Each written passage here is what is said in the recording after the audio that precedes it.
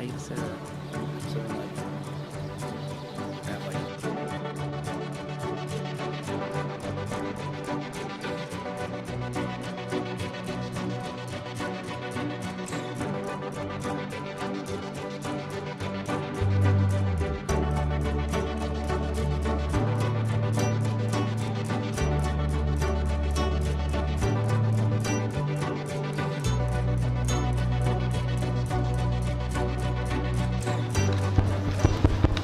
No gavel, sorry. Where's the gavel? I don't know, someone stole the gavel. So, you can hear me? You can hear me okay? So I'd like to call to order the meeting of May 8th of the Rutherford Board of Education. I would ask all to rise and say the Pledge of Allegiance to the flag behind me. The Pledge of Allegiance to the flag of the United States of America and to the republic for which it stands, one nation, under God, indivisible, with liberty and justice for all. Thank you. I would ask the secretary to please take the roll. Mrs. Ahmed? Here. Mr. Chu? Here. Mr. Healy? Here. Mrs. Jones? Here. Mrs. Librera? Here. Mr. Mazzone? Here. Mr. Racine? Here. Mr. Rowland? Here. Mr. McLean? Here. You have a quorum. Thank you. The New Jersey Open Public Meetings Act was enacted to ensure the right of the public to have advance notice of and to attend the meetings of public bodies at which any business affecting their interest is discussed or acted upon. In accordance with the provisions of this act, the Rutherford Board of Education has caused notice of this meeting to be published by having the date, time, and place posted on the bulletin board outside of the Borough Clerk's office, mailed to the Herald, South Bergenite, and Record newspapers, and filed with the Borough Clerk. Hard copies of the agenda are available in the meeting room, and the agenda is posted electronically on the district's website at www.rutherfordschools.org. Taping and broadcasting of meetings, of the regular meetings of the Rutherford Board of Education will be broadcast without editing during a 2-hour time segment as limited by Comcast time constraints on Tuesday evenings at 8 p.m. on Comcast Public Access Channel and FiOS Channel 38. A video of the meeting can also be viewed on our website, www.rutherfordschools.org. The video link can be found by opening the Board of Education link and clicking on Public Meetings and then Videos. Any member of the public who wishes to view a DVD of the meeting can make a request in writing to the board's secretary. In your packets, board members, there were the minutes from the regular meeting of April 24th and the executive session of April 24th. Are there any comments or changes regarding those minutes from anyone? Hearing none, we would ask the secretary to enter those into the record, please. And at this point, I'd like to change the printed agenda, change the order of it, and go to 2 special presentations that we have today, and perhaps I could ask Mr. Hurley to introduce those. Thank you. We have 2 presentations. Both are presented by Dr. Velechko, the principal at Lincoln School. The first one is, as you know, we have our schools present once during the year, and Dr. Velechko is here tonight with a really very special presentation. So, Dr. Velechko.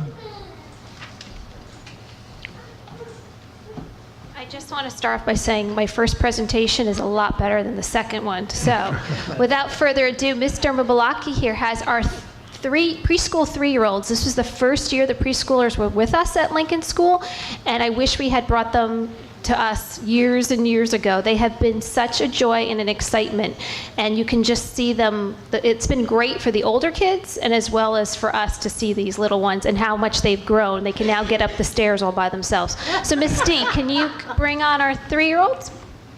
Will you give them a round of applause?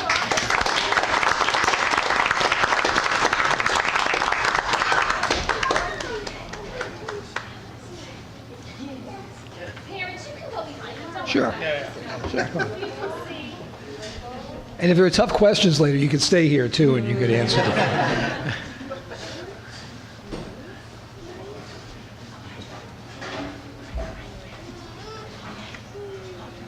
Seriously, come on over. Feel free if you're better. Come on over if it's better. Hi, my name is Mr. Ribalackley. I'm the preschool teacher at Lincoln School, and here I have some of my preschool 3 friends. Hi. And we have been learning all about our shapes right? And our colors and our numbers. And we prepared 2 songs to sing, and we are very excited, right? Okay. I'm gonna go in front.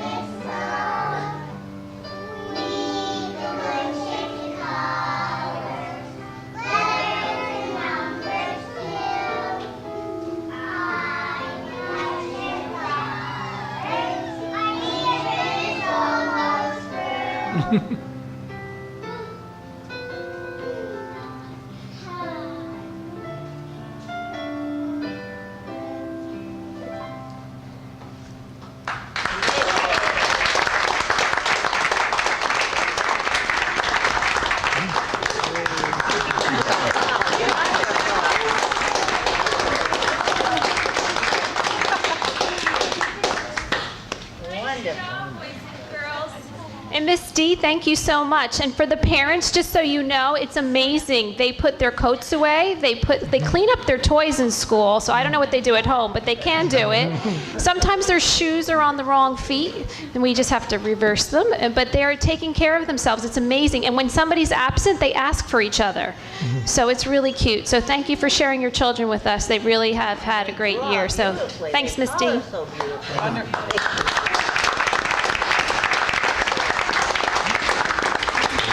Mr. Hurley, it's a little late for our friends. Do you mind if... Yeah, I think that's fine. Thank you very much, and thank the parents and our teachers and staff and our teacher assistants. Has really been a wonderful experience at Lincoln and also at Washington. So thank you very much. Give everybody a chance to clear. Yeah, we'll take 5 minutes and just allow 2 minutes. Serenaders to leave. A year ago, the Board of Education decided that it was a time with all the changes happening in education throughout the state, throughout the country, and with all the changes that are happening here, to really put some serious energy and effort and collaboration into developing a long-term plan to look at where the district thought it should be, where the district perhaps had the will and the means to get to, and what things that we needed to maybe address, and what we can anticipate in terms of obstacles and challenges down the next 5 years and beyond. In asking the administration to consider how we would go about this, Dr. Velechko volunteered to chair a committee, and I'm sure in her presentation she will go through the members of that committee. That included a Board of Ed members, administrators, supervisors, teachers, parents, student, and they worked very hard, and but more than working hard, I think very purposely and very well organized in terms of looking at how to present to the board information which would not talk so much about where we are, but where we might need to go. So tonight was the night we've been targeting to hear the report. One of the things that we as a board, the board has talked about, I have talked about with the board, spoken about with the board, is tonight really is a night just to listen, to hear what the committee has done and what they're presenting. It's not really a night to to formulate plans or discuss or debate, but just to hear.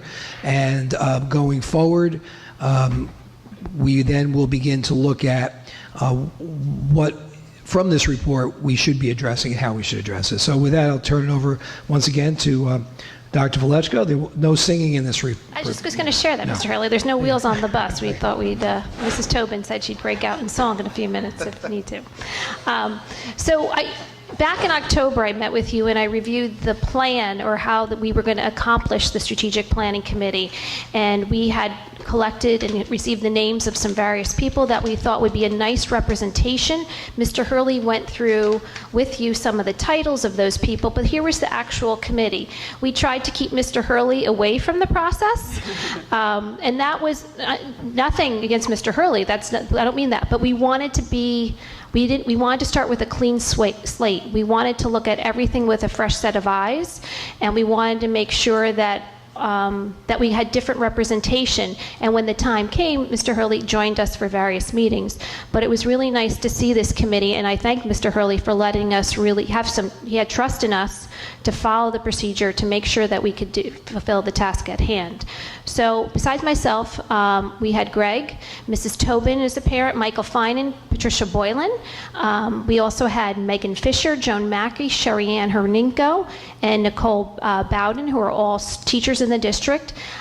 Danny Sullivan, I am so glad that we had talked to Danny, that you were part of the process. You kept bringing it right back home for us about the importance of what this is really all about, and it was about the students, and so we appreciated your voice in there. We had the supervisor of student services, Michelle Hohen. We also had Charlie Ryan, who's assistant principal, and Brian Ursulisi rounded out the committee as a supervisor. So tonight is going to be, this was a group effort, and it will be a group presentation. I have with me this evening Joan Macri, who's going to talk to you about the process that we took, what we found through some process. She's going to turn it over to Mrs. Tobin, who's going to talk about the community survey that we did.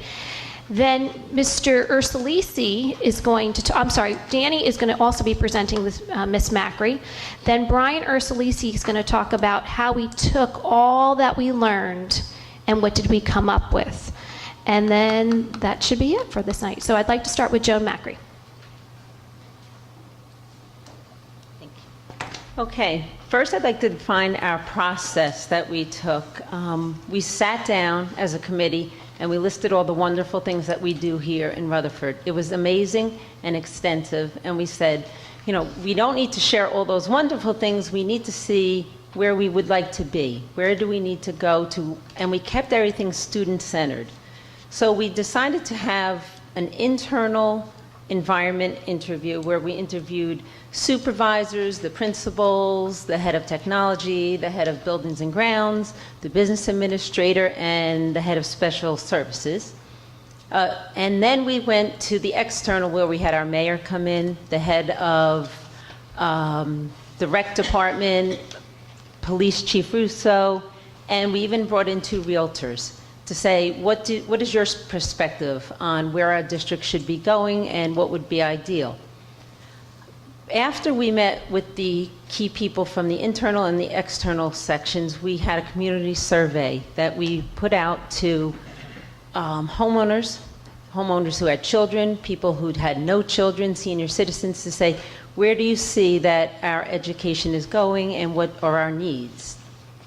After that, our committee sat down and we reviewed our findings, and then that's what you'll hear tonight. What we thought about, you know, what are our priorities? We can't do everything, but what do we need to do?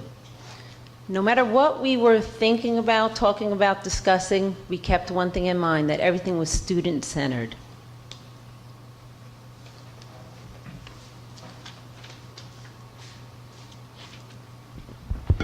Okay, so the Strategic Planning Committee based its process and development off these 3 values here. So the first value was students will participate in well-rounded curriculum that is based on problem solving and critical thinking. So us as this committee, we want to give these students individual minds and also group minds with teamwork, and that group work that's a driving force in today's society, where we need that group work is just as important as individual minds to be able to become a success. The second value was students will understand their role as a citizen in the community, a nation, and world. So we want to provide them what the key essential needs that they needed to become something within the community, nation, or world. The last value was students will become independent, lifelong learners who know self, exhibit strong character traits, and make positive contributions for the betterment of society. So we wanted to be able to give them what they needed, both that goes back to individual and group teamwork thinking, to become something, a success. And we also found that success wasn't based off of top-notch cars, top-notch house, top-notch college. It's how you define success, like if it's making your own family or actually getting a job in the real world. So it's not success as you seek success as stereotypical, it's how you define it. So those were our values that we were trying to preach out to the rest of the school districts. When we met with our principal of the high school, we said, tell us everything you felt that you would possibly need as we move forward. There were technology needs with the bandwidth. Our field out here is uneven, and that was a concern. Having more offerings for students with special needs. We have limited lifetime fitness opportunities there, and they'd like to expand that. The cafeteria does not hold everyone at one time, so especially when there's a rain event or a snow event, it can be challenging to house everyone. The science labs really need to be updated, and there's a sound and lighting system issue in the auditorium. It's outdated, and that they'd like to see the security system updated. It's adequate at its present time, but there's always more we can do, and that's a common thread that you'll see in every one of the sections that we interviewed. Everyone felt that we need to update our security, modernize it. At Union School, there's an issue with the gym, and there's some floors that are buckling. There's no athletic program, and they'd like to expand on that. There's a need for air conditioning in the auditorium. Again, technology, there's a need for bandwidth, extra bandwidth. Some science labs, and increasing special education programming. Again, keep in mind the security, modernizing that. At Pierpont is the school which I'm at. We have large class sizes. There's no common planning space. Very often people are looking for a place to have a small instruction. The gym and the multi-purpose room does not accommodate all of us at the same time. That's a challenge. There's no air condition in the gym or the multi-purpose room. The band and the chorus cannot accommodate all its members at one time. And again, increasing the security system, modernizing it. At Washington and Lincoln, there was a need for additional space for special education offering, preschool playground, wiring needs with more resources, and again, the security issue. The K Center, there are some large classes down there. They need a bigger outdoor play space, and there's structural issues with the bathroom and in the nurses' room. When we had the head of technology come in again, there's a need for more access points, the core switches, wiring needs to be updated. They'd like to have teachers that are trained at each one of the buildings to facilitate and help with any problems or issues, or just expand training, and the security system again. The head of Buildings and Grounds said his 3 top issues are the K Center bathroom, the nurses' room needs to be brought up to code. The side of the high school, the Mortimer side, has non-thermal windows, so of course that's a heating issue, and modernizing the security system. So that was everyone from within our system that we interviewed. Then we went out.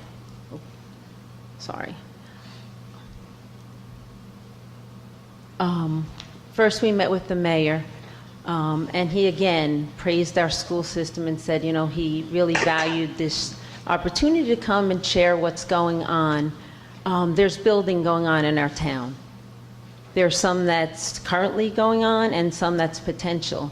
No matter what, that will increase the number of students we have in our district, and that has to be kept in mind. Chief Russo, when he came in, he said what people praised having the student resource officer here in the high school, Al Anderson, and also that parents and students and teachers love having the walkthroughs. Every building, every day, we have a police officer coming through. If he said what he would love to see is, again, the modern technology where there's improved communication between the police station and each one of our schools. He'd like to see parents park and walk their child to the schools, and that there is an opiate addiction becoming a statewide problem, that we need to be cognizant of that. One of the biggest things I think a lot of us were surprised about is how great the shared services is between the rec department and our schools. With that said, there's oftentimes that there are no places for the children to have practices, or we don't have enough gyms available or fields available for all the games that we'd like to have. Also, they'd like to have better communication, because sometimes one team cancels and that facility could have been used, but no one knows that it's available. So that's that last point with better communication of the facilities. We'd like to add a lacrosse team in our community. And moving on to the realtors, Jen Darby Metzger and Peter Garabedian came in and said, people still come to Rutherford. They love moving here. They're coming for, number 1, the schools, and number 2, the transportation, which is wonderful. But for the first time, they're seeing people concerned about the look of our schools. That was something that they had not seen before. And also that they'd like more information. And we said, we have the website, but they need to know more. They want to know more about the day-to-day workings and what's going on in our schools. So that's what we heard from the people that were from the borough. They came in, and then we sat down and we devised our survey questions. And that's what you're going to hear next, what we ascertained from everyone that answered the survey. So I'll turn it over to Ms. Tobin.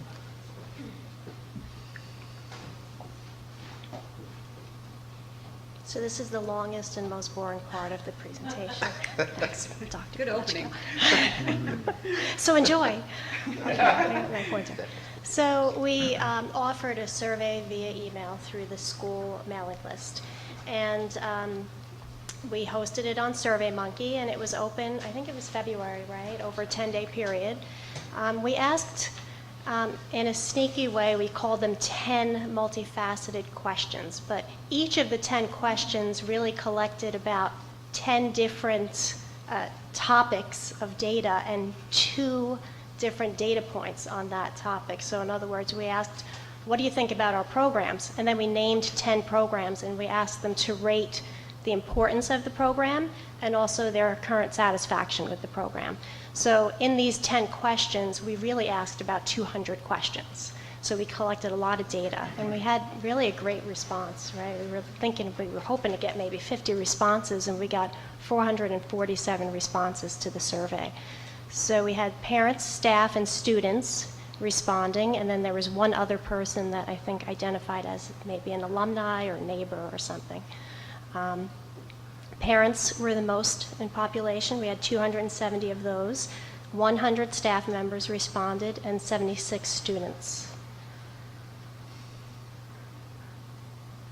Okay, so this chart is, you're going to see real data on this chart about 30 different ways. So I just want to take a couple of minutes to explain how to read the chart. So what we did was, for something like the programs, we took the 10 programs or 12 programs, and we asked people to rate them on a Likert scale, 1 to 5, okay, for importance. So 1 being, this is not at all important to me, 3 being about average, and 5 being the most important. So if I can find my red dot, along this side, you see the level of importance. So items that are more important drift up on the chart, okay, and it's from this 3 up to the 5 area. So when you look at the rest of where I'm plotting the actual topics on the charts, everything in the top is stuff that's important to people, and anything that falls below this, the midpoint yellow line, is stuff that's least important. And then looking across on the horizontal axis, we asked about satisfaction. So 1 is that they're not at all satisfied, it's terrible.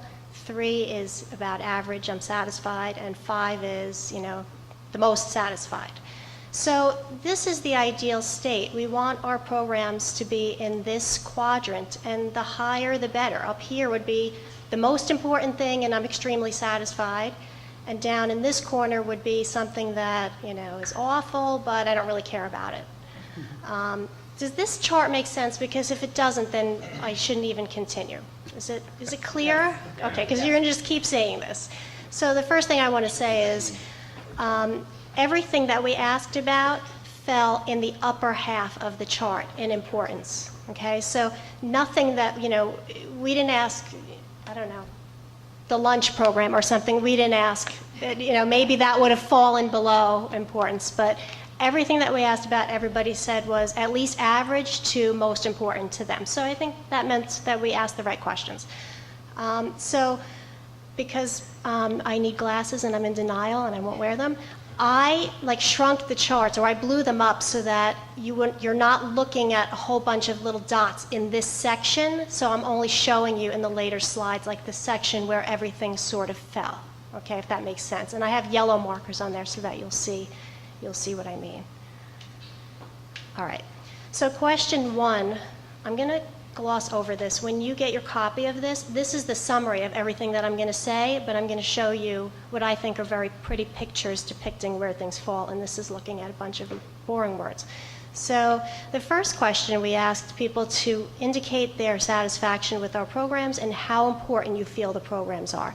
So these are the programs we asked about: academics, performing arts, special ed, student support services, business and tech ed, family consumer sciences, health and phys ed, STEM, standardized test prep, academic guidance, student assistance counselors, athletics at the high school, and also after-school activities. So the first chart, we're looking at all respondents, so this is a combination of parents, staff, and students, which in the following slides I'm going to break down so you can see how staff differs from parents, which differs from students. But this is the average rating across all of those respondent types. So you can see that academics was most important with an average score of 4.8. So everybody it's pretty darn near perfect 5 of this is the most important thing, of course, which makes perfect sense. And down here at the bottom, not so concerned about the standardized test prep. So not only is it over to the left with you see I can't see and it's blurry and crinkly, 3.39 or something? 3.39. So it's still important. It's over average, but it's one of the less important things. And it's one of the less, we're least satisfied with it. Still, you see the yellow star here? We're in the upper right quadrant all around on everything. There's nothing that's not important, and there's nothing that's unsatisfactory. Everything is satisfactory, at least average to higher.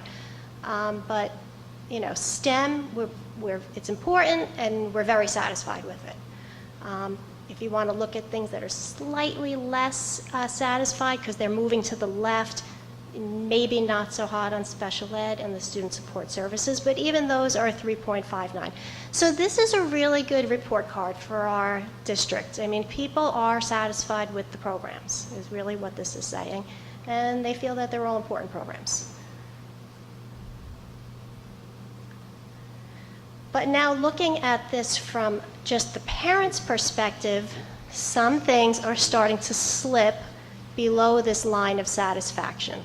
So this vertical yellow line is the 3.0 satisfaction rating, and everything to the left, according to parents, is they are less than satisfied with. Okay? So they are satisfied with STEM, performing arts, health, and phys ed, and still very satisfied with academics, which is like a 3.8 something. But like special ed, 2.10 is that? Yes. Is it blurry to you guys, or is this just me? I really have to get glasses. No, I won't wear them. There's a TV monitor over there. One better or two? One or two? Am I saying the completely wrong numbers, or am I close? All right, yeah. You're right. 2.1. Bring you closer. Stand next to Danny. Hi, Danny. All right. So parents are less than satisfied than the overall group. Looking at staff, staff is less than satisfied with family and consumer sciences, athletics, and business and tech ed. And standardized test prep is kind of low on their chart of importance, but still like above average satisfaction.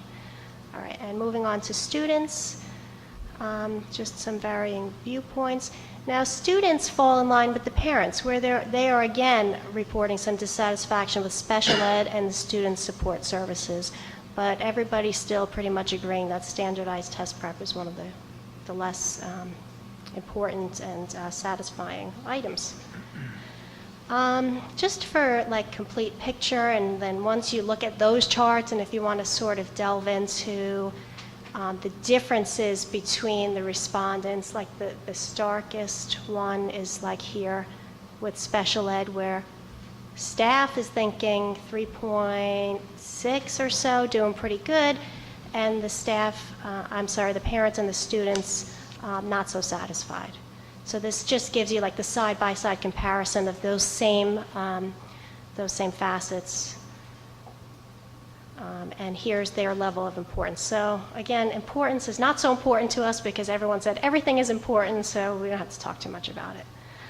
So now moving on to question 2 through 6, we then moved to the buildings, and we asked a series of questions. They're pretty much the same questions, but we ask it specific to each building. So talking about Rutherford High School, and by the way, the student population, we did open it up to students at the high school and also Union School only. So we did get some responses there. So at the high school, we asked about class size, cleanliness and upkeep, the gymnasiums, the auditorium and assembly space, the modern technology, family and consumer sciences. That's weird that we did. And security and the outdoor field. Okay, so looking at all the respondents, that is parents, students, and staff, people are pretty satisfied with the goings-on at the high school. The one thing that falls below their level of satisfaction is the outdoor field. And, here's that average mark right here. This is the 3.0, and so the outdoor field is scoring pretty low at about a 2.5. But everything else is scoring well within the, pretty satisfied limits, even class size, which is kind of nice. There's nothing, once again, this is 3.6 down here, so there's nothing falling in the unimportant range. Parents were right in line with the whole, the overall group. So outdoor field, unsatisfactory. And staff, very similar response. And students, like some of these bubbles move a little bit, but again, they're all pretty high marks. It's really the outdoor field that's kind of sticking out like the problem at the high school. And then again, just the comparison between the different respondent groups, students versus staff and parents. But in this situation at the high school, they're all pretty similar. There weren't any sort of rogue responses there. So moving on to Union, we asked about all the same things, but we also included drop-off and pickup, which was not something we asked about at the high school. And the gym at Union School, very small, and the outdoor field is all pavement. Those were the things that sort of came in below the level of satisfaction. Class size, everything else, okay. I mean, drop-off is a 3.5. That's still pretty satisfied. Parents, fall pretty much in line with the overall respondents. Staff is very similar, although the staff is satisfied, not seeing a big problem with the outdoor field. And interestingly, look at the students on the outdoor field, 3.5. They're pretty satisfied with that. I think they just want to get the heck out of there for 40 minutes and they don't care where they are. Just let me go outside.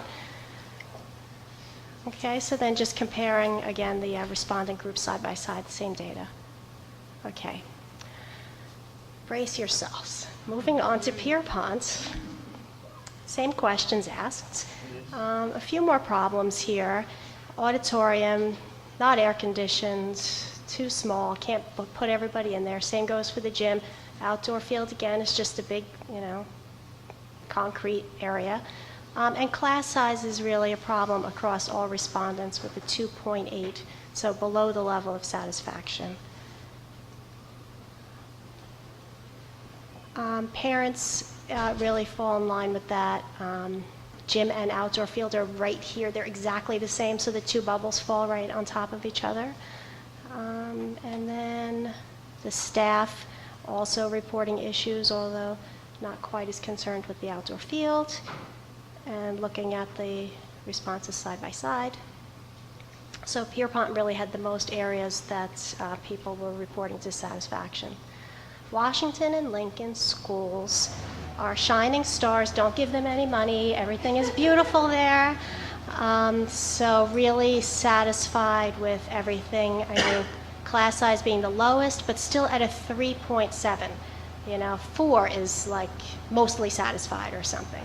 So, all of this is great. Everything is very important there, and everything scores really high up. Parents, fall right in line with that. Everything is in the satisfactory area. Same goes for staff. And we did get some rogue responses where the high school kids who were responding on behalf of Lincoln and the kindergarten, but we kind of cut those out. Limited response. Kindergarten center, we asked the same questions.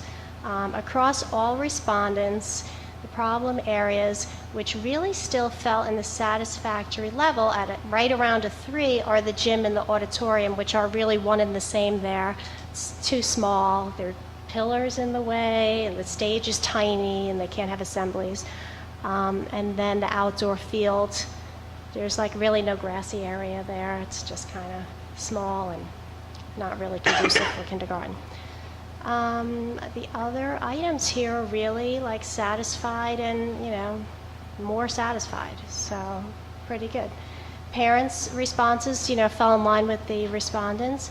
Now, the staff had some complaints at the kindergarten center, so they're less than satisfied with the auditorium and the gym, again, one and the same, and the outdoor field. So those were under the satisfactory mark. And again, just comparing the respondent groups side by side, but they were pretty much aligned. And then we asked this final question about how important do people feel certain skills and abilities are. So as a committee, we brainstormed about what we thought was important, and we must have did a really good brainstorm because everything that we asked about scored from 4.2, not as concerned about the environment, up through 4.8. So the thing that's interesting about this to me is across the board, students don't see as much importance in having all these skills and abilities as the parents and staff do. Shocker. And that's all for me. Thank you. So I just want to point out, again, because you charged us with finding out where we need to go, I can't tell you how many positive things came up through the survey, and the fact that academics in Jackie's presentation was towards the top, and that's what we're here for, tells you we're doing a great job. But we asked people, what can we do better? Where do we need to keep going? Comments is a time, I read through every single comment.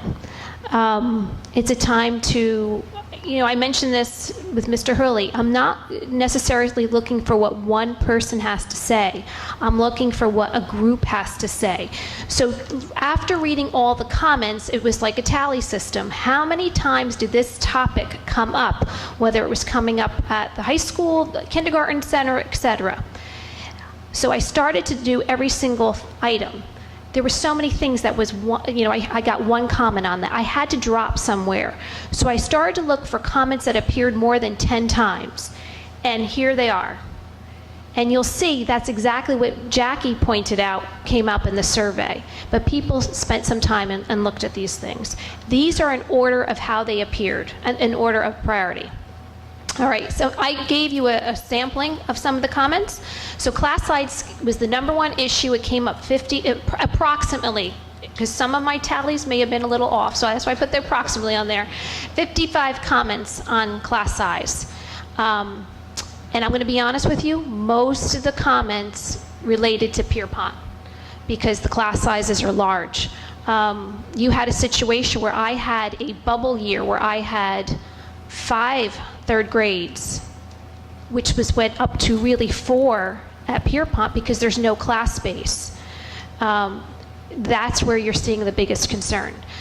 You're always going to get comments. There's going to be people who think 17 kids in kindergarten is the ideal size.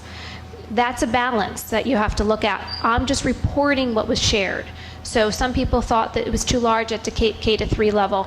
I can honestly say at the K to 3 level, I don't think we go above 25 in any classroom, but it's perspective. And classrooms are overcrowded, and again, that relates back to Pierpont. Sampling from facilities, this came up 39 times. The high school field came up. It needs to be, some comments where it needs to be updated or turfed. The auditorium came up as an issue. More windows replaced. And I mentioned this to Mr. Hurley, and this came up also with the realtors. People get, whether you like it or not, there's a perception by how things look. And this seems to be a trend with new prospective buyers coming in. It may be a generational thing. I'm not sure. All I'm doing is reporting it. And there were some questions about the facade of the Mortimer side. Did it blend in as well as it could be? Because you have a beautiful old high school that has such character, and then so people commented on, did it really truly fit in with the standing of the original building? Landscaping, the fence outside, if you look, again, there may be some rust on there. So people are asking for some more uniformity in the appearance. Again, keep it in perspective.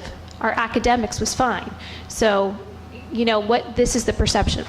The Union Gym is definitely too small for the age of the student. That came up. The auditorium needs some updating, and the kids have said this, the parents, the teachers, AC in the auditorium gym, so they can host something in that room. And Pierpont, the overcrowdedness. There is no large group space, and I didn't realize until I stay in Lincoln School. I'm in my own little world. I didn't realize until I did a tour of Pierpont. And Joan, I'm sure you're living this, and Mrs. Tobin from being there with the kids. There is no space for the whole community to get together and gather and have a service or have an assembly or whatever they would like to do. They have to do everything in shifts. Even lunchtime is an issue for the kids. I know some of the kids mentioned how loud it is. Well, you put all those kids in one room and it just gets loud, and the AC is an issue. So, and of course the gym needs to be expanded. They can't fit everybody in there. They're making do and they're doing a great job of it, but I'm just saying, you ask them to look forward. Maintenance came up 39. Pierpont, and again, I don't know the age of Pierpont, Mr. Hurley, but just mentioning that some things need to be updated. It's cramped. But I think, looking through the comments, I think a lot of that goes back to it's overcrowded. Because you have kids, elementary schools have stuff. We have, you need rug space for the kid who wants to work on the floor. You need a bouncy chair, because the kids in 4th grade still need this stuff. That equipment takes up a little bit more space. So I put then 27, 28 bodies in there, plus that equipment. It may seem a little tighty. It needs that tight in there. And then about the high school auditorium, you can see that. Modernizing the bathrooms and improved cleanliness, just keeping it up. And again, I think what happens too, you have people our facilities are used so often at night. I don't know, the cleaning crews, it's just the wear and tear on the building, just from the morning, the afternoon, they're going in, they're checking it, but you have another 200 people coming through here at night because of rec and Rutherford Adult School. Athletic programs, 30 people. I'm going to be honest with you, I didn't realize, I'm not a sports person, I did not realize how polarizing sports comments were going to be. Some people felt we do too much with sports, some people feel we don't do enough. So that was one area that you're going to run the gamut on it. But there was some people who believed we just needed to start a middle school feeder. David Frazier also mentioned that from the athletic point of view, that there are some schools that have a middle school feeder program that may be nice for the kids to build up into that. Some people comment that if you had a middle school program, it's going to compete with the rec department. So again, these are pluses and minuses, and then you're going to hear the town is too sports minded. There came some suggestions for the high school to have a lacrosse. This has come up a few times, that there seems to be, I know it's a growing sport, but that came up. Crew and boys volleyball. And then you'll see. All right? So the phys ed classes, I think that was just adding some variety, if that could be added. We mentioned about yoga. Gym size, 26 comments. K-Center, like Mrs. Tobin mentioned. Pierpont, I think, I'm repeating myself over and over, but this is what came up. And then the playgrounds, this was, again, for the younger student. Washington needs an expanded playground, but looking at the space, they really don't, it may be tight in there, but we do need to add a police school area. You can see those little ones today, they can't get beyond the regular typical playground. They just don't have the dexterity yet. And then a little safer area, not safer blacktop area. We'd like to expand now that kindergarten is full day. There's a lot more children there. There's a lot more people enrolling in kindergarten than ever before. And then we had 15 comments about special education, making sure that we are providing a continuum of services. Mr. Hurley has made a really strong emphasis to bring more things back, and I think that's where you see some of the things that there's still a call for that. Some of those needs that Mrs. Tobin mentioned, it came down to offering more programs where the kids can be part of the community. Looking at some more training, and we may need to get that for some more training for our aides as new students are brought in that may have some different disabilities that we need to address. There's going to be people who believe that, I want to say RTI is similar to basic skills, if you want to get an idea, that we're working with some students that need some assistance. Right now we're doing it in the classroom, but there's some people who believe it should be small group. There's going to be research to support that you should have it in the classroom so the kids are hearing it and we're just differentiating how we teach them. we seem to offer some modifications, but there are many types of disabilities, and if we can embrace that and bring more people back, that seemed to be a trend. All right, and security, like Mrs. Macri mentioned, this came up a few times. There was 13 comments. It was the issue with our schools are used so often in the evening, those types of issues. Okay. So I'm going to ask Mr. Ursulisi to share what did we learn after doing all this. All right. Good evening, everybody. So what did the committee learn? Basically, we took everything that you've heard tonight, and this is where we get to do the fun part. What does it all mean? The synthesis, the analysis part. Let's take it all and mush it into something. So three basic tenets, three basic components. One is the modernization, the upgrading of our facilities. Two would be the improving of communication. And three would be updating security. Okay? This is overall. We've heard a lot of different specific topics as we've gone through. But when we look at general, that's really what it boils down to. Make things more modern, tell people what we're doing, and make sure that everyone is safe. So when we talk about modernizing facilities, it boils down to feeling, whether you feel crowded or it is crowded, perception is reality. There are overcrowded classrooms at all schools. This is what the survey has told us. Pierpont, of course, pops as the largest. The Rutherford High School outdoor field, unusable due to poor condition. And I know there were some other things in there about expanded phys ed offerings that could be then offered if the field were to be updated. The RHS auditorium needs a little bit of love. As somebody who spends a lot of time in there, I can attest to that as well. Pierpont School, the multipurpose room and the gym, flat out, they need something bigger. They need something to have the entire community come together in. I believe it's within the next couple weeks, Pierpont School will have their musical. And they actually do it in shifts. And they have 4 or 5 performances just because they can't fit everybody who wants to be there in. And just something as simple as a school-wide assembly, you have to pay twice. Let's say you're bringing in a company to do an assembly on, I don't know, on positive behavior. What's that? Oh, on dinosaurs. That's more fun.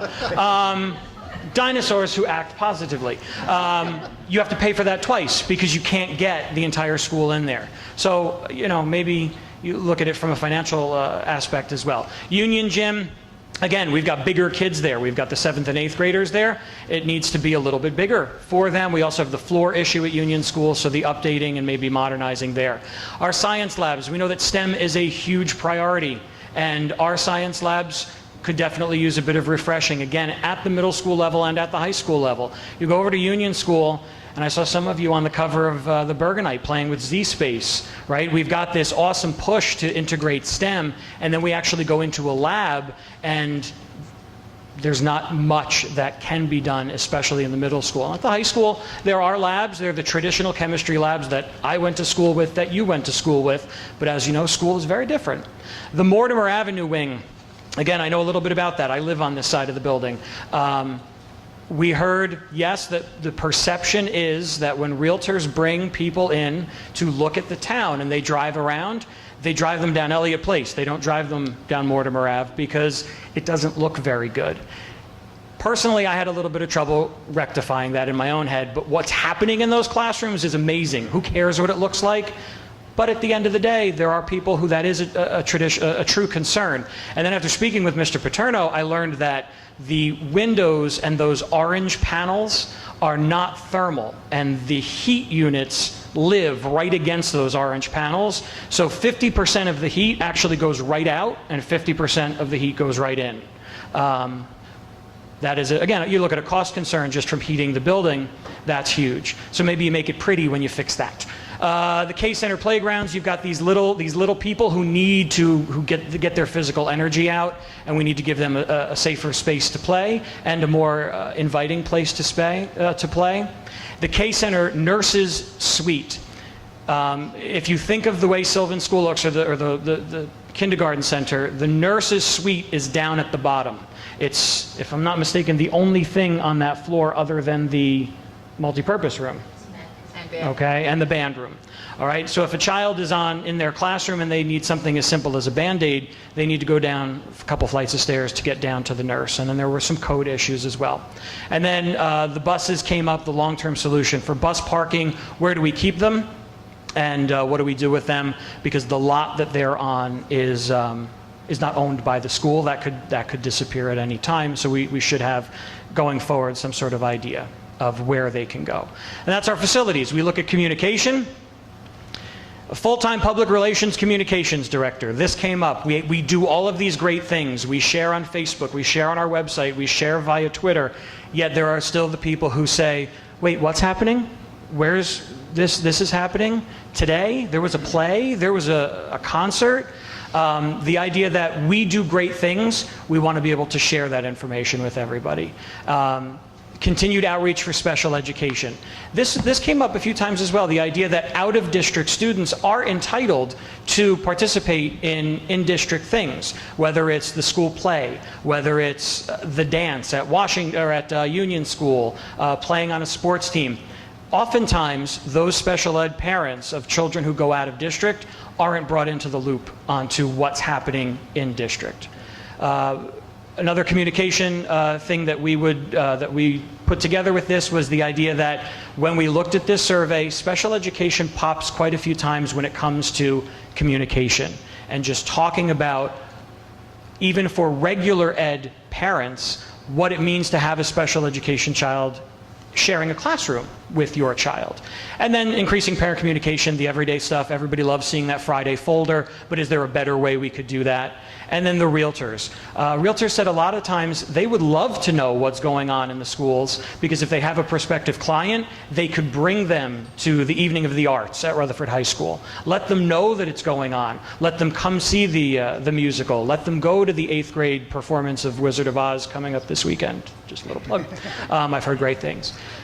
And when it came to security and safety, again, we're doing a great job. However, these are some of the concerns. The idea that, especially at the high school, this came up a few times, that there are multiple points of exit and entry, not during school hours, it's after school hours. When there is rec coming in the 4 doors over there, or when the front doors are open for adult school at night, or down here for the cafeteria. And just making sure that we have limited points of entry so we know who is in the building at any given time. Modernizing cameras and police monitoring. This came up when we talked to Chief Russo. There's talk that there's possibly going to be some upgrading of the police station in town. And with our common areas, giving them the opportunity to view our cameras in real time, or at least respond to some of those cameras if asked to. And again, so they can see points of entry. I know there have been some good strides with that. The walkie-talkies that administrators have and that buildings have, where there is two-way communication real time with all buildings and the police. But again, this would be something on top of that, what we have now. Modernizing the sensors. Simple motion sensors, you know, what's going on in the building, and again, that integrated system with the police that I mentioned. And then finally, these were the things that sort of popped that didn't necessarily fit anywhere, that came up a few times, whether it was in conversation within us as a committee, or brought in by somebody that we were interviewing, or in a couple of the comments on the surveys. The idea of a re-registration. Are all of the students who are attending Rutherford schools entitled to a Rutherford schools education? I don't want to put a value judgment on it. This is just this is just some of the things that popped. Bringing in some sort of a middle school sports program. Again, Dr. Velechko talked, you're going to have the people who say, but that might compete with rec. And again, it's about finding that balance. The after-school programs and tutoring. We do a lot of aftercare for elementary aged, but what are we doing for middle school and high school on a large scale for after school and tutoring? Shared services wellness center. This came up with a few people, not only within the committee and the athletic director, but within the rec department as well.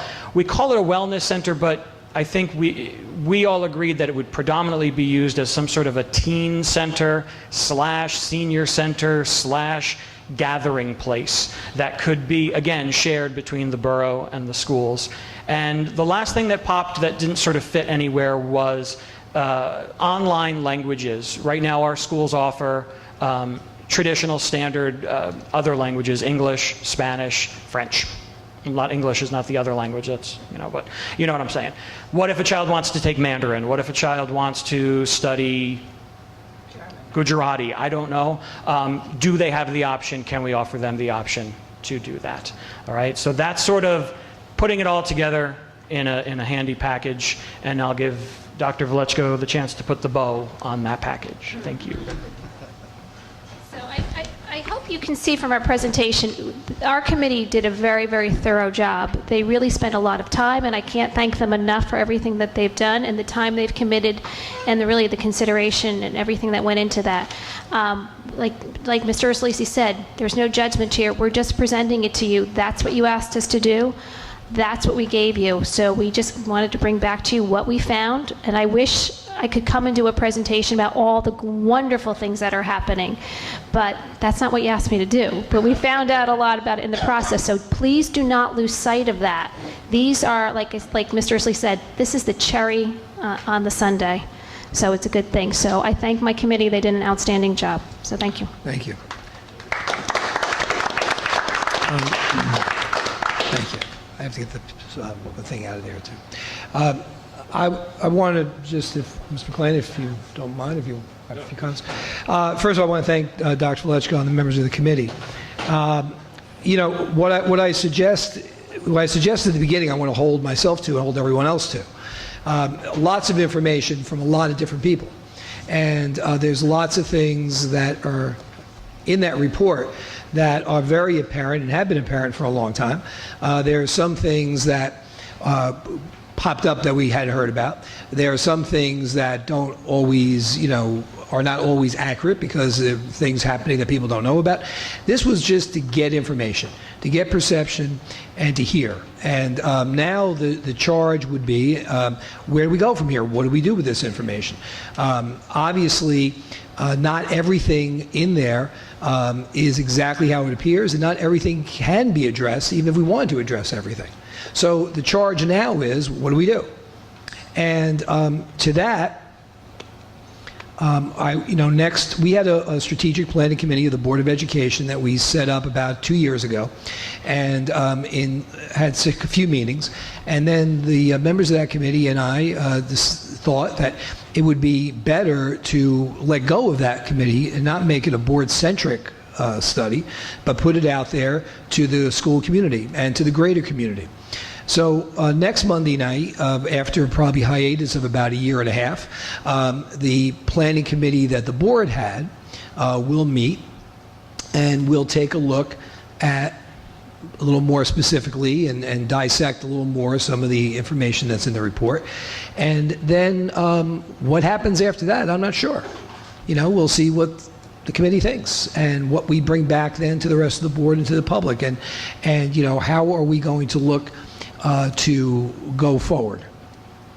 It's obvious that if we were a car manufacturer and the thing that was on top of the list for importance and success were cars, we'd be very happy.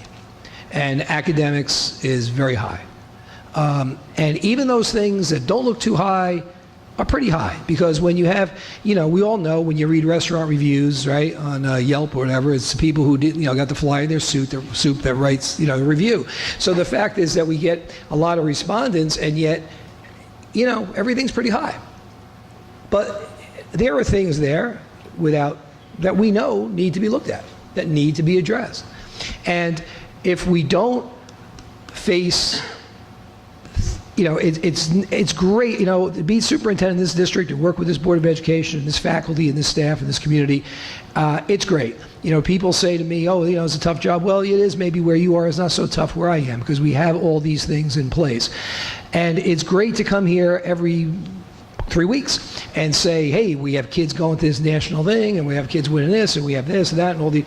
But, if we don't face the things that aren't so great, after a while you start chipping away at those big successes. So this process this committee has done is brought to the attention some of the things that we've known about, and now is going to ask us as a board and as a community to discuss and to plan and to think about how we want to address them. And I think that's a good thing, and I thank them for that.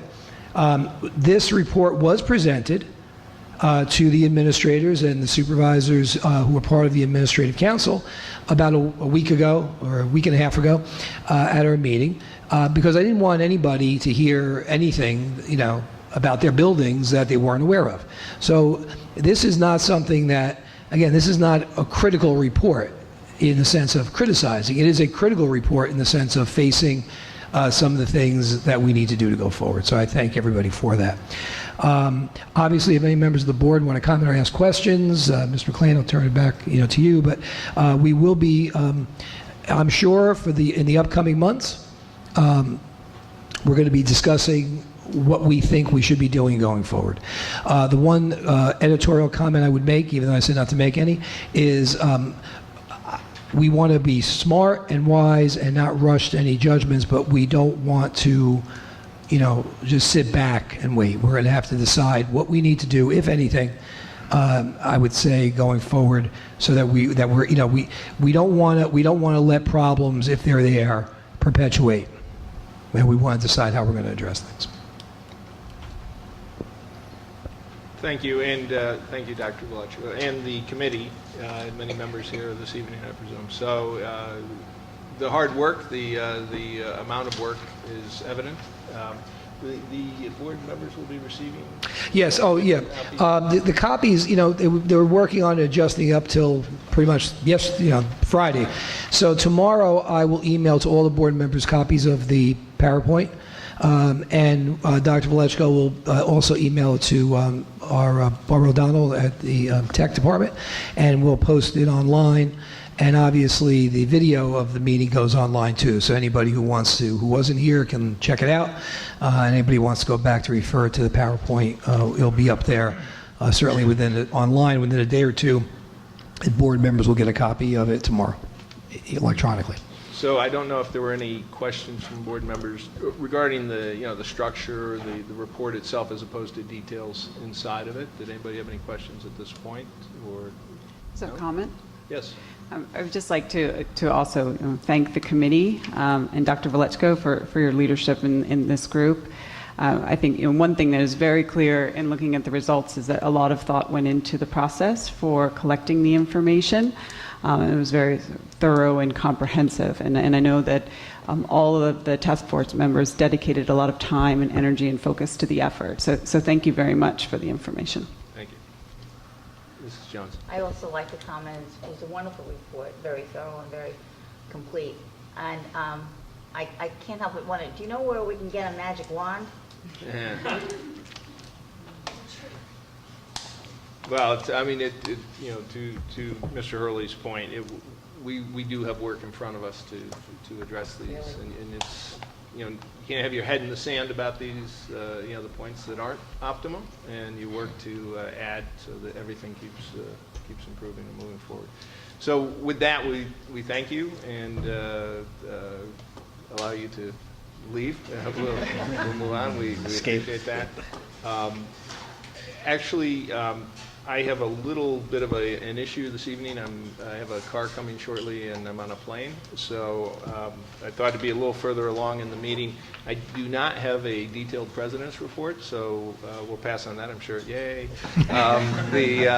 And we will turn the meeting over to Mrs. LeBreur to finish the meeting, and we'll go to the student representative's report next, I think, please. So just give me 1 minute to exit stage left. Thank you. And I should say the reason I didn't take an earlier flight was I wanted to be here for this report, and it was well worth the wait. Thank you.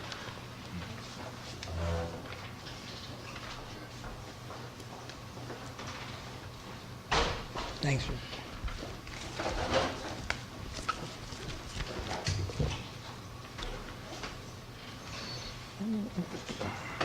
Okay, so we are up to the report of the student representative. Mr. Sullivan, take it away, please. Okay. So looking at the calendar for the rest of the month of May, we have the National Honor Society induction on the 17th, and then following that will be the Evening of the Arts on the 18th. Then early June, ending the month, will be the senior breakfast and then the senior prom on that same day. I believe it's Friday. Then June 7th is the varsity dinner or the sports booster dinner. And then ending the month of June is just graduation. I also want to talk about the clubs within the RHS. What I noticed, like second half of the year, clubs have just boomed so drastically. And FCCLA, a club run by Miss Howard, they went to their weekend retreat, and many programs there actually placed for nationals down in Tennessee. So we have, I think it's like maybe 6 girls going down to Nashville, which is awesome. And then Heroes and Cool Kids, a club that I'm a part of, we're helping out at field day for the middle school grades. And Varsity Club, we went to the food bank, community food bank in Hillside last week. It's the 3rd largest food bank in the country. And there we helped box foods and distribute them. And with the Varsity Club, we're hoping to do programs for the Special Olympics within the school, like 230, 100 gym, for all Rutherford disabled students to come by, a Special Olympics program. And also the torch walk across the town, so that's also for mentally delayed disabled students. So that's about it. Great, thank you. Okay, next up, the report of the superintendent. Very brief, in light of the rather long presentation. Just an update to the board on the community-based instruction program. We are meeting with students and parents, and we have some students who are already committing to being part of the program, so that's moving along very well. The Curriculum and Instruction Committee will meet next Monday night at 6:45, as indicated in my communication to you, and the Strategic Planning Committee will meet following that at 7:15. And as normally we do, you'll get agendas sent to you, most likely electronically, ahead of those meetings. I want to remind the members of the board, if you're interested in attending the end of the year recognition dinner for retirees and service award recipients and the teacher of the year, and that's on June 14th. Please contact Mrs. Steele and indicate that you'll be attending. I believe the deadline for that is May 15th. Okay, in terms of letting her know.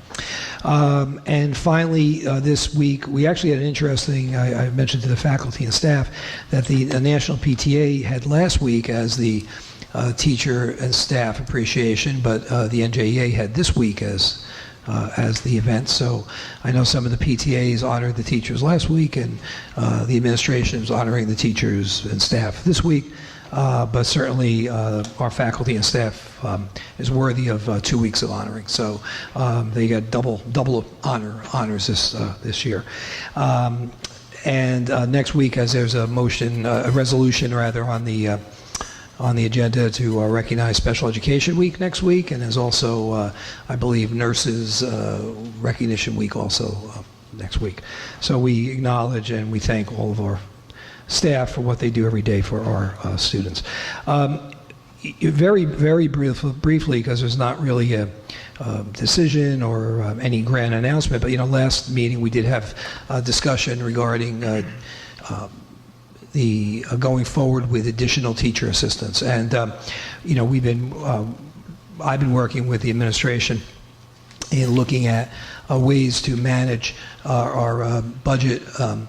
The increased cost in budget, and at the same time hearing the concerns and providing services to our students. So we're not quite ready yet to finalize everything, but I'm very confident that we're going to be able to accomplish the task of managing the budget, and in a way that I think will be satisfactory to most people. So more on that down the road. But I just wanted to comment, since there was a lot of discussion at the last meeting. And that's it. I'll have some things to say as we go through the various parts of the agenda. Okay. So next we're open to the public. So are there any members of the public who would like to speak?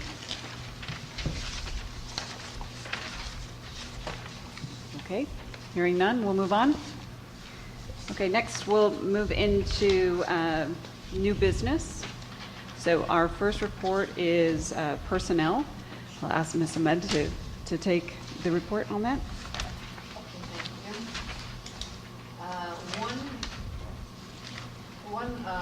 here. Motion 1 to 2 is just contract renewals.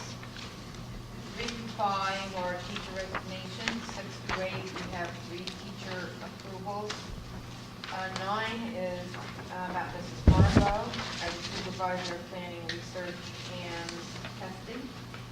10 is 1 substitute teacher hire. 11 is the summer band, co-director and assistants for the summer band. 12 is summer staff for IEP meetings. We have 1 disability leave for 13. 14 is teacher transfer. 15 travel reimbursement. That's it. Mr. Hurley, There- Mr. Kelly, anything to add? No, there's, Okay. Okay. So do we open it for discussion at this point? yeah. Anything? Yeah. Motion's, yeah.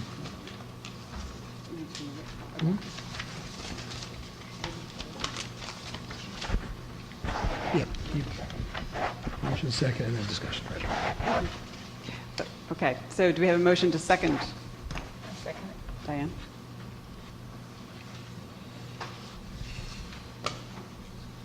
Any discussion? Just one question. On the summer staff for IEP meetings, it's an hourly rate of $35. Is that an increase, or is that what we? No, that's what it's always been. And those are only people who are on call should there be a need. We ask for, by law, you have to have a special ed teacher and a regular ed teacher at an IEP meeting. So these are people that would be available should an IEP need to be developed over the summer, and they get called in on a rotating basis. Okay, any more discussion? Okay. Secretary, call the roll, please. Mrs. Ahmed? Yes. Mr. Chu? Yes. Mr. Healy? Yes. Mrs. Jones? Yes. Mrs. Lebrera? Yes. Mr. Mazzone? Yes. Mr. Racine? Yes. Mr. Rowland? Yes. Motion's carried. Thank you. Okay, Mrs. Jones, can you please give us the curriculum and instruction report? Thank you. There are 10 resolutions for board consideration.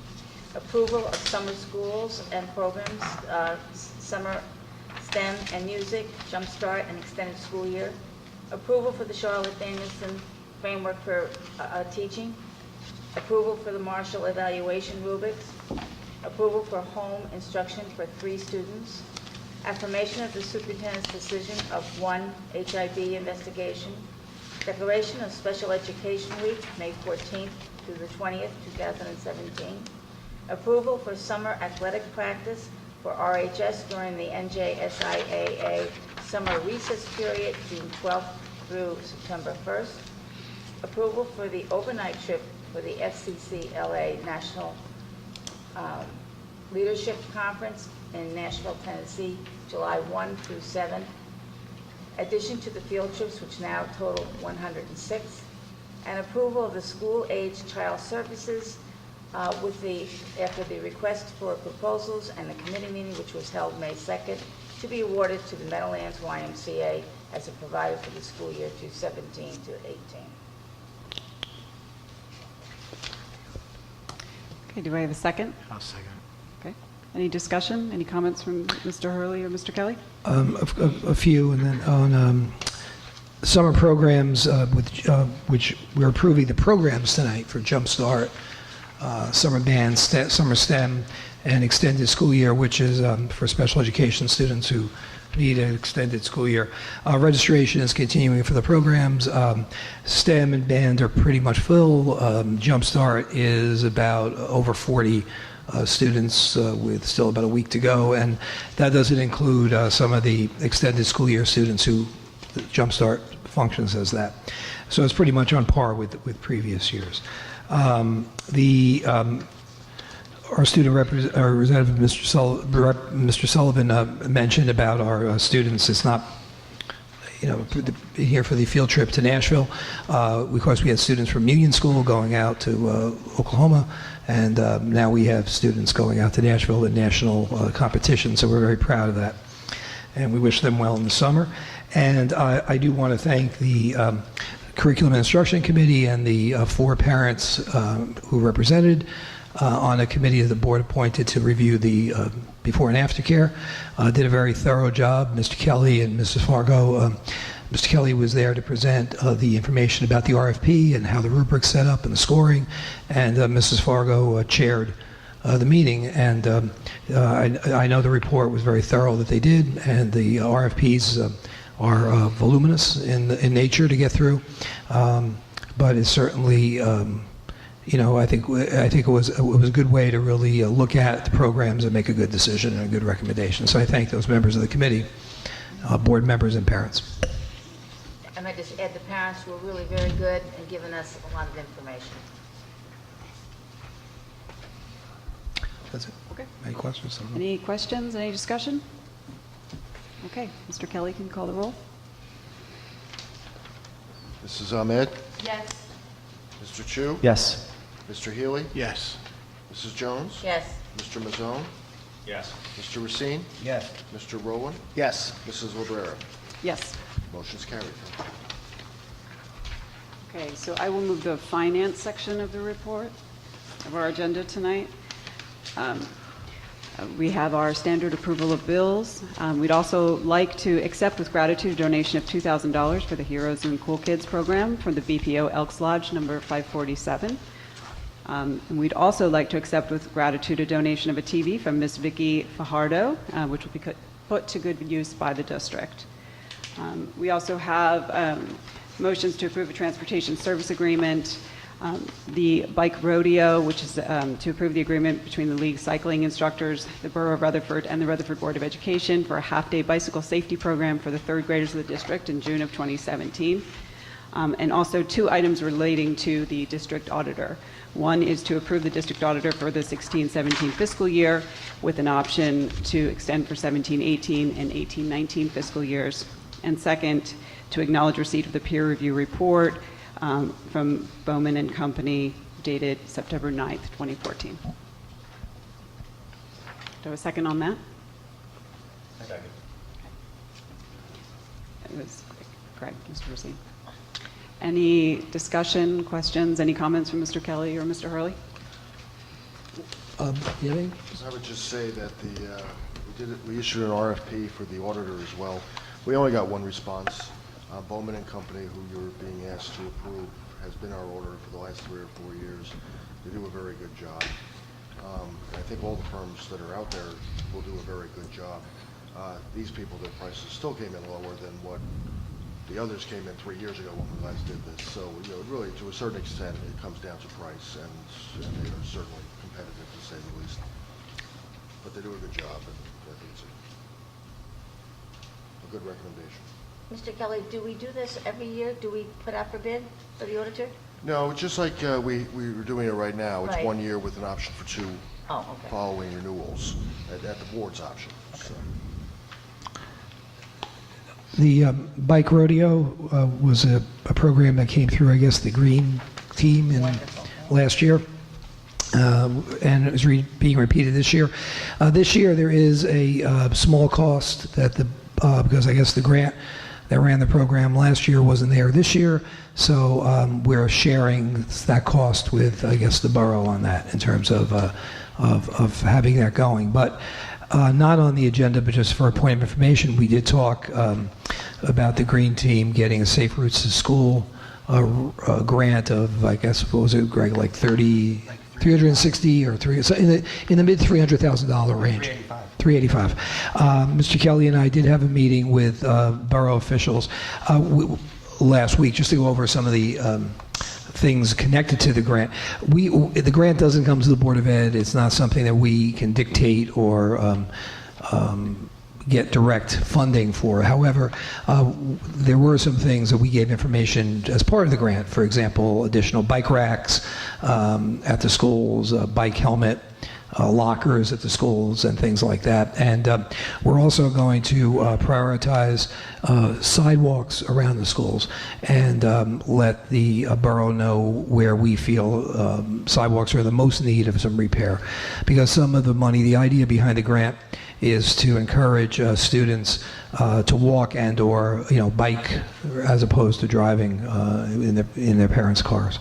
So we will be the recipient of, a portion of the grant in terms of things that would directly affect the school, and obviously, as the grant deals with improving curbing and bike paths and walking paths, indirectly will be the recipient of some of that. But Mr. Kelly and I did meet with the mayor and other members of the borough government last week to kind of go over that.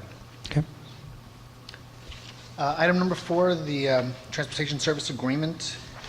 Can I have a clarification on that's one student at $17,000 for a 3-month period for transportation, plus a $1,400 surcharge? Yes, that's correct. That's correct. Okay. It's what's special about the transportation? Is it a special needs? This is going to one particular school, so it's the only student we have who's going to the school. This is all. We went out to the Northern Regional Educational Service Commission, used to be the Passaic County Educational Services Commission, for a number of reasons, which we need to go into now. But yeah, that's the cost for 3 months to get this child from Rutherford out to Glenview Academy, which I think is out in... I'm not even sure, but again, we shouldn't even get too deep in the woods on where the student is going, because it's identifying. Special education costs include transportation. Transportation costs can run extremely high.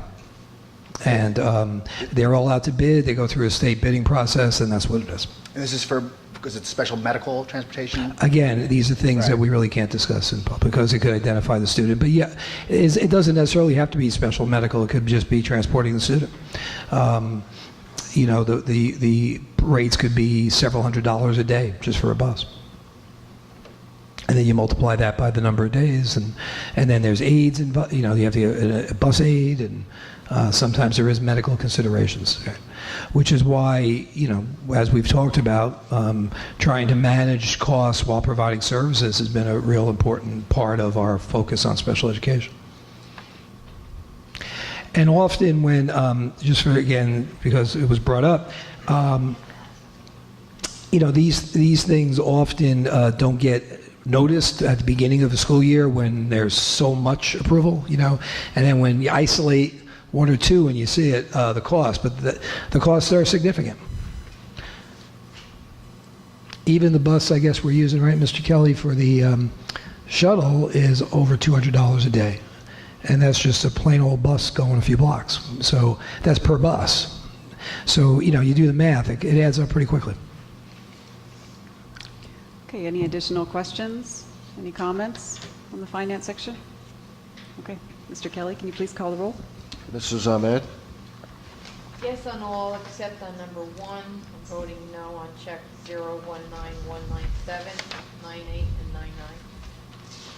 019197, 98, and 99. Yep. Okay, Mr. Chu? Yes. Mr. Healy? Yes. Mrs. Jones? Yes. Mr. Mazzone? Yes. Mr. Racine? Yes. Mr. Rowland? Yes. Mrs. Cabrera? Yes. Motion's carried. Okay, next we're onto the policy section of the agenda. Mr. Chu? Right, good evening. So the policy committee had a meeting, a very robust meeting, I should add, last Monday at Mr. Early's office. Mr. Rowland was there, Ms. Ahmed was there, and we saw the document that Strauss Esme and Associates are going through. I mean, it's really a tome. I mean, it's essentially, to go through those papers, it's a Herculean task. We have a plan to roll it out to I think we're going to send it to the board. Yep. That's right, Mr. Hurley, soon. Tomorrow, your email, your computer is going to get all jammed up because you're going to get the 80-slide presentation, and you're going to get and I'm not kidding, 2,000-page policy manual sent to you. So you better go home and clear out your some of your saved documents. No, it's all coming tomorrow. And we want to make sure that our current policy, as well as contracts and student manuals, staff manuals, are up to par, and that we're not violating any local, state, or federal laws. And we're going to be discussing it as a board in June. Right. Aren't we? Yep. So, well, as go ahead, Mr. Chair. no, I just as we've been talking about now for well over a year, this has been going on for that long in terms of review. It's gone through several filters of administrators and supervisors and board members, and even occasionally we had some outside folks looking at lawyers, things like that, looking at certain parts of the policy. As you know, we're switching our manual, and probably 90% of it is simply a change in enumeration and different. As I tried, I think I explained in the minutes. I'm not sure how much detail we went into in the minutes of the meeting. So there are a handful of policies that we will look at more specifically. A couple of new ones that would have come to us regardless of who the advisor was or consultant was for the policy manual. I do thank the committee members, Mr. Rowland and Ms. Ahmed, Mr. Chu, because a lot of times our committee meetings are one or two topics and a half hour, 40 minutes. So this was 2 hours plus, and went through the things that we needed to go over. And also, I do want to thank the administrators and the supervisors, Mr. Kelly and Mrs. Fargo, and the other folks who worked on this, because it was a Herculean task, and they worked very hard on going through that manual. I mean, we went through that 2,000-page document probably 3 or 4 times, not because of anything that was new or different or out of the ordinary, just to ensure that there was nothing that was going to be different, that we had to be in compliance with, or anything that we didn't like, or anything that we had questions about. And Strauss Esme was wonderful. I mean, they got back to us with revisions. In fact, the committee, I sent some last-minute revisions to them on a Wednesday, and by Wednesday afternoon, Strauss Esme got them back to me. I sent them to Strauss Esme that day too, revised. So the plan is going to be that tomorrow, the next day, I will send the entire manual to the board. As feel free to look at as much of it as you like. Go through whatever you feel inclined to look at. It will be on the agenda for the 2 meetings in June, because as you know, policies have to be on for 2 meetings. We'll discuss the handful of new or different type policies at our first meeting in June, and the goal would be to have the manual approved at the June 26th, is that the date, meeting, so that when July 1 comes, the one manual is gone and the new manual is in place. But as I said, not to burden yourself with things you may feel or you don't want to look at. 90%, 95% are pretty much identical policies. The numeration of sections has changed. Okay. Also keep in mind that when you go over a 2,000-page document, it is likely that things, there could still be something that was missed. Well, policies can get renewed and reviewed and revised anytime. So as we go forward, if that is needed, we'll do it. And Strauss Esme does send us quarterly reports. Unlike school boards where we had to log in and see what had to be addressed, we get, this is just one page of it, but we get probably a 15-page policy alert quarterly that talks about policies that are either recommended or mandated or up for revision, and essentially that will guide Mr. Chu and the committee to have quarterly meetings and address those policies. So I think once we hit the ground running in July with Strauss Esme, we're going to be pleased with the service that they provide us in terms of not allowing anything to ever slip through the cracks.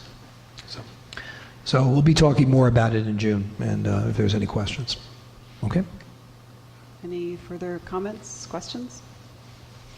Well, I would just like to thank you, Mr. Chu, and the committee, because I know that Strauss Esme is doing a lot of the analysis, but it also takes a lot of time and dedication from the committee who's reviewing their proposal. So thank you.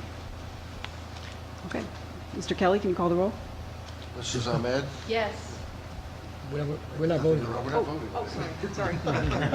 Unless it's like Dancing with the Stars, so you're rating my presentation. Okay, moving on to buildings and grounds, where we are voting on something. Mr. Mazzone? Yes, so since we met the last time, we did not have a committee meeting. We do have one resolution this evening. This resolution is to renew the contract between the Board of Education and the Meadowlands YMCA for their operation of our pool from September 1, 2017 through August 31st of 2018. That would be the only business this evening. For a second? Second. Discussion? Questions? Comments? Okay, hearing none. Okay. Mrs. Ahmed? Yes. Mr. Chu? Yes. Mr. Healy? Yes. Mrs. Jones? Yes. Mr. Mazzone? Yes. Mr. Racine? Yes. Mr. Rowland? Yes. Mrs. Lebrera? Yes. Motion carried. Thank you. Okay. Okay, moving on to old business. Legislative update, Ms. Jones? I will be going down on May 20th to Mercer Community College, which for the Delegates Assembly. These are when districts put up resolutions for the members of the Delegate Assembly to vote on, and then they take it to the lobbyists to lobby New Jersey Congress. The Edison Township in Middlesex has a resolution proposes for new policy language in NJSBA manual of policies that NJSBA believes that the New Jersey charter schools in high-quality suburban school districts erode the operation of public education by draining badly needed financial resources. So that will be something that will be discussed, and that's just an overview. I don't have the book yet, but that will be the first resolution. And the second one is from the Rutherford Township in Camden. This resolution requests that the NJSBA have a policy stating its belief that the existing New Jersey state law should be amended by the legislature to allow for shared superintendent for no minimum time periods and to be done on an as-needed basis. That should be something else if they would be interested. They have a committee on special education that was met to consider what would enable NJSBA to advocate for greater flexibility in the assessment of special education students, and a task force on student achievement, which is the usual ones. And that'll be basically it. I'll report back. The only thing I would like to add is I had a wonderful time at the high school concert. It was absolutely magnificent. The vocal, the instrumental, it was really wonderful. I was at the Relay for Life on Friday, but I did leave it for a little bit to run over to the high school again to see Pierpont. I only caught the end of it, but it too was really wonderful. So we've had a lot of good programs lately, and I hope to see the play at Union School this week. Thank you for the list. I know you did send an email, Yes. but having it in front of me, it was so much easier. Thank you. Yeah, you're welcome. There are a lot of activities. I know the list. If there's anything you can get a chance to go to, it's there's certainly between now and June. There's lots to choose from. So. I had sent a message to the board the other day about the upcoming workshop of the School Boards Association down in Atlantic City. I think all the information you need is there, including a link to lots of detailed information. But if you let me know if you have any interest, I know I've heard from 2 of you, I believe, but if you have any interest in going for any 1, 2, or 3 nights, please just let me know so we get the hotels taken care of and the registration and the board approval too. Or even for one day they can go. If they don't stay overnight, they can still go for the Right. day. Well, yeah, but there's still transportation, Right. so I still need to know. So just, you let me know sooner rather than later, I'd appreciate it.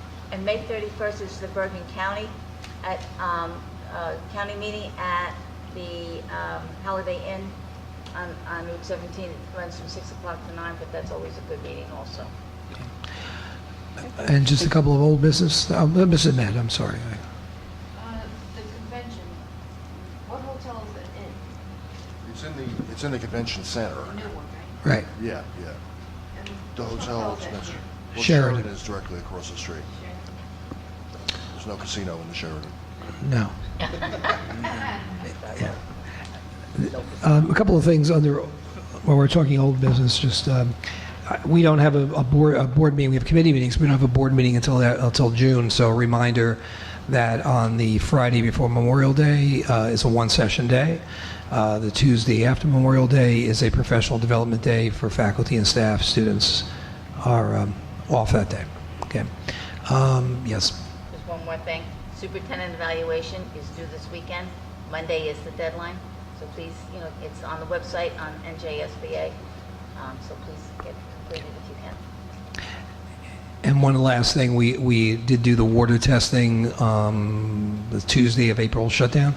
We're still waiting the results. Last time it took about, Mr. Kelly, 6 to 8 weeks, I think, so it takes a while. So once we get them, as we're required to, and as we did last time, we will post them on the web and let you all see the results. Okay. Any further comments, questions, old business? Okay, let's move on to, again, opening the meeting to the public. Anyone wish to speak on any items on or off the agenda?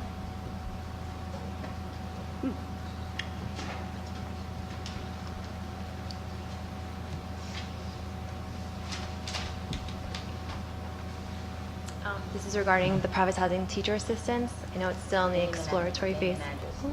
Oh, my name is Meg Olivo. I live at 204 Jackson Avenue. Good evening. I would respectfully like to ask the Board of Ed not to consider privatizing teacher assistants. I have 3 children in the school system, one at Pierpont, one at Washington, and one at the kindergarten center. My children do not have special needs. My son is at this kindergarten center where there are teacher assistants in every classroom. There are also many teacher assistants in our pre-K program. I'm extremely uncomfortable with people working with my child or any child in our school system who are not employees of the Board of Ed. We have the most wonderful, dedicated teachers, administrators, and staff in our schools. They go above and beyond every day for our children. Employees of a private company will not provide the same level of care. These companies might pay lower wages, making it harder to keep quality workers. When there are problems, parents often do not have direct access to resolve them. I know these workers will be vetted, fingerprinted, and criminally checked, as all school employees are, but I do not believe they would be as consistent or have the same level of dedication as they would if they were employed directly by the school districts.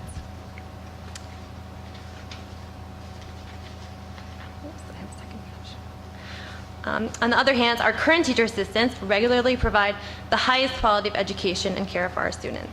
The majority of teacher assistants often live in town and feel a responsibility and loyalty to the school district and the children. They provide numerous extras that enhance the quality of their work. And parents also have more direct access to them. The amazing Strategic Planning Committee presentation this evening showed that parents, students, and staff feel that academics are the most important, and they also felt that Rutherford academics were very satisfactory. Academics is a direct reflection of our staff. It's the quality of our administrators, our teachers, and our teacher assistants that make our school system so great. I recognize and sympathize with the financial constraints that Mr. Hurley and the Board of Ed deal with, and I know that money must be saved, but I again respectfully urge you not to save money on the people that directly deal with our children, especially with our special needs children. Please look to save money elsewhere and do not privatize the new teacher assistants. Thank you. Thank you. Would anyone else like to speak from the public? Okay, so we'll close that section of the meeting. And we do have a need for an executive session. The 2 contractual items. To discuss 2 contractual items. Can I hear a motion on that? Actually, before we go in, I'd just like to make the comment that it's not easy to go up in front of a microphone and talk in front of a group of people about something you're passionate about. Many of us here had children, have children. You know, one of my children uses an aid, and no one's looking to make Rutherford anything less than the best it can be. So, you know, everything we do is towards that goal. So, I'm your neighbor. We live close by, and I'm sure that I don't want to do anything or vote on anything that would degrade the system. So, thank you. Okay, so we had a motion to go into executive session. Second. And a second from Ms. Jones. Action will not be taken. And I'm not sure how much time you need. Because I'm out for. Okay, I think we need about 20 minutes. Okay. All right. All in favor? Aye. Aye. Any opposed? It's a good thing Joe's here. Okay. And thanks everyone for coming tonight. Thank you.